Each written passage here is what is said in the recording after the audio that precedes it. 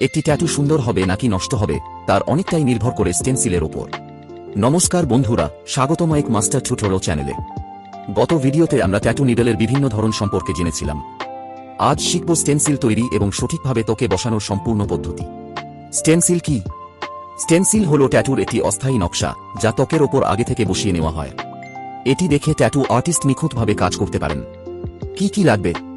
Stencil তৈরি করতে আপনার লাগবে tattoo design, stencil paper, thermal printer অথবা hand transfer, stencil transfer gel, gloves, পরিষ্কার করা স্কেন। ধাপ 1, ডিজাইন প্রস্তুত করুন। প্রথমে যে ডিজাইনটি ট্যাটু করবেন সেটি ঠিক করুন।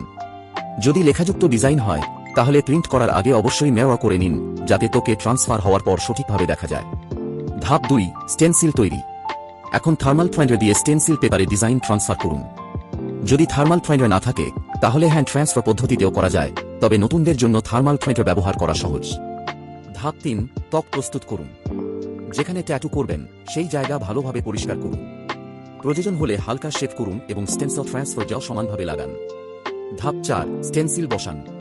এখন স্টেনসিলটি ত্বকের ওপর সঠিক জায়গায় রাখুন। 5 থেকে 10 সেকেন্ড হালকা চাপ দিয়ে ধরে রাখুন। এরপর ধীরে ধীরে স্টেনসিল পেপার তুলে ফেলুন। ধাপ 5, শুকাতে দিন। স্টেনসিল বসানোর পর সঙ্গে সঙ্গে কাজ শুরু করবেন না। অন্তত 10-15 মিনিট শুকাতে দিন। এতে ডিজাইন ভালোভাবে সেট হবে এবং কাজের সময় মুছে যাওয়ার সম্ভাবনা কমবে। সাধারণ ভুল। নতুনরা প্রায় কিছু ভুল করে। অতিরিক্ত জেল ব্যবহার করা, স্টেনসিল বসানোর পর সঙ্গে সঙ্গে ট্যাটু শুরু করা, স্টেনসিল সোজা না বসানো, ত্বক ঠিকমতো পরিষ্কার না করা। এই ভুলগুলো এড়াতে পারলে আপনার কাজ অনেক বেশি প্রফেশনাল দেখাবে। আজ আমরা শিখলাম কিভাবে একটি পারফেক্ট ট্যাটু স্টেনসিল তৈরি এবং ত্বকে ট্রান্সফার করতে হয়। ভিডিওটি ভালো লাগলে একটি লাইক দিন, বন্ধুদের সঙ্গে শেয়ার করুন এবং ইঙ্ক মাস্টার টিউটোরিয়াল চ্যানেলটি সাবস্ক্রাইব করতে ভুলবেন না।